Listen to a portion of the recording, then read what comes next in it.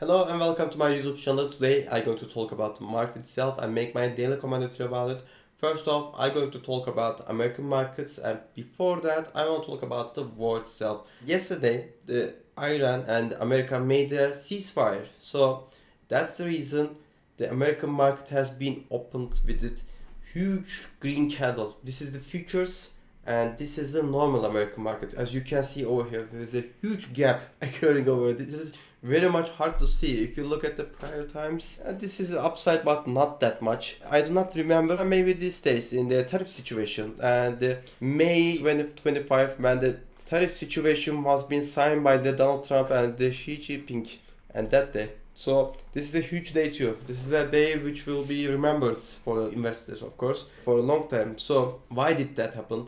Well, in my video, yesterday's video, my prior video, I mentioned about the American market. It's in all the bad news occurring in the market. Trump says, I'm going to make the Iran to go to the Stone Age, and Iran says, I'm going to hit and destroy all the energy resources which is extracted from the Qatar, Kuwait, Israel, Saudi Arabia, and that's all which a worse situation could not be ever happened in yesterday. And the markets was just going for the neutral and going for a little bit down, but compared to the 3 days ago, it was went up like 3%. It was not even a dip in yesterday. So that's the reason the markets are just waiting for a good run, for them to make a really big green candle, and that candle has been occurred over here.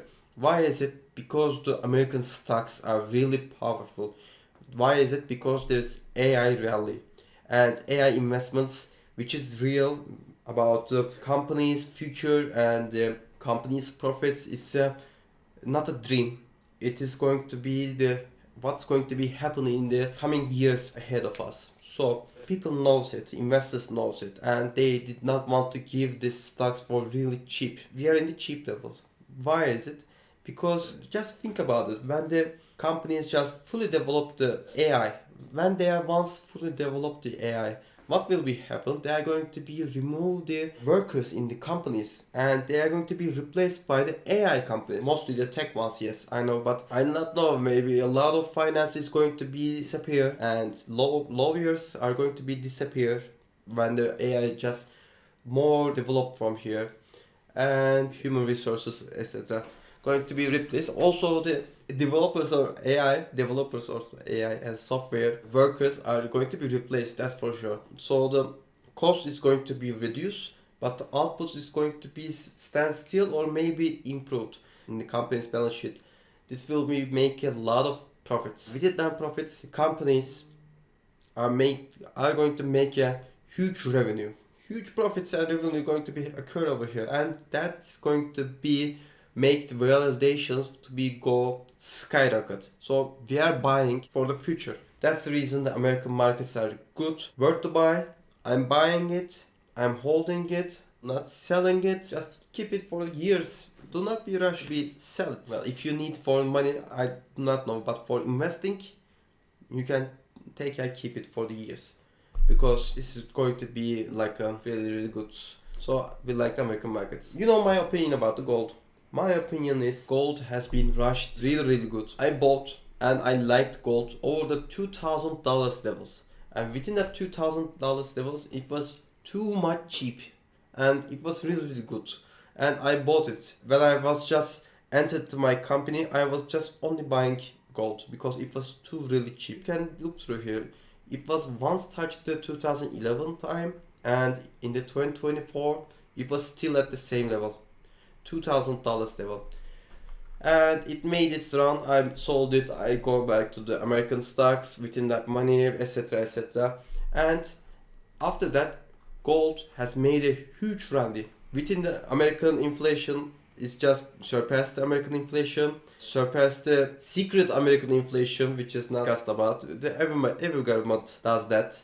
So my opinion about the gold, I think it's going to be go up, down, up, down, up, down from these levels.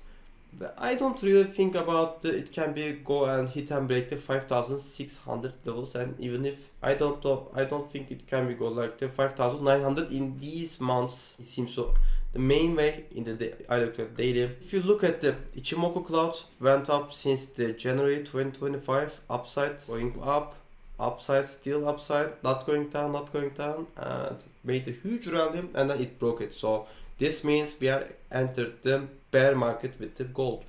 So I do not suggest gold for the long-term holding, unless you are not going to hold it like 20 years. But at the moment, I do not suggest it, because I just think about the price increases are going to be sell points for the people who bought it from the deep levels, and people also who bought it from the deep levels can be sold through these levels also. This is not a very much short term. It's 18%, not bad for gold.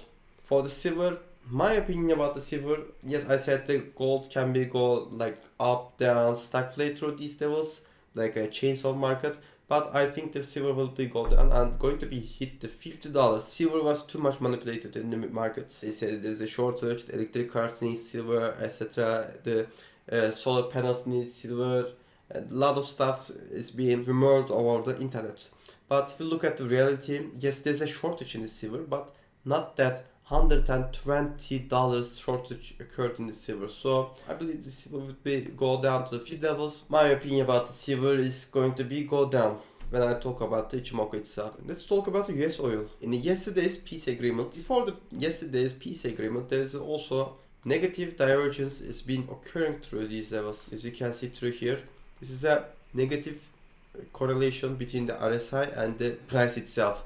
But it wasn't went down because the markets are just waiting for the bad news. And when that bad news happened, it was go down like 13 today, yesterday, like between the gains from the top of it, 22%, it was go down. So the crude oil can be go through these levels. I believe it will be go like the 95 and $80 levels or something like that, because there's a things which cannot be turned back, which is like Iran just struck the Qatar gas extraction point. Yes, I know this is not oil, but this is energy resource. Also hit the Israel's oil extraction points. America hit the oil extraction points in Iran. So that's the reason I don't believe it will be go back to the anymore 55 levels, but it can be go to the 95, 85 or something like that. I think it can be go back to the stagflate through these levels for the USOIL. For the Bitcoin has made a huge rally. Also, I mentioned about my Bitcoin about the Tobo formation over here. Tobo, it's occurred over here. Also, I said there is a positive divergence occurring over here, different from the silver itself. The silver was a negative, but this is a positive. As you can see through here, the price is stable, but the RSI band is getting stronger. So that means if you are holding a bow, you are just pulling the line and waiting for the release the bow at the moment. And Bitcoin is that at the moment. First of all, Bitcoin has to be hit and break this Ichimoku cloud. It can be go and hit this level, or it can be just go outside from it within the time. We just need to see. We cannot say anything from that at the moment. We will going to see, but the situation in Bitcoin is good, and I believe the $60,000 was the dip for the Bitcoin. With the Ethereum is good. I believe the Ethereum will be pump up really good compared to Bitcoin, but the main locomotive in the cryptocurrency market is the Bitcoin. Whenever the Bitcoin goes in a way, Ethereum, XRP, Monero, not Monero really much, but it follows it. Not fully beta version, but follows it. AVAX, Fetch, the other altcoins always follows the Bitcoin. Also XRP.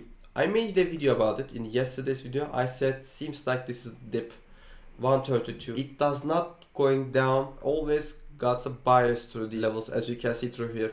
First 1, 2, 3, 4, 5, 6, 7, 8, 9, 10, 11, 12, 13, 14, 15. What does it have to be said in much more?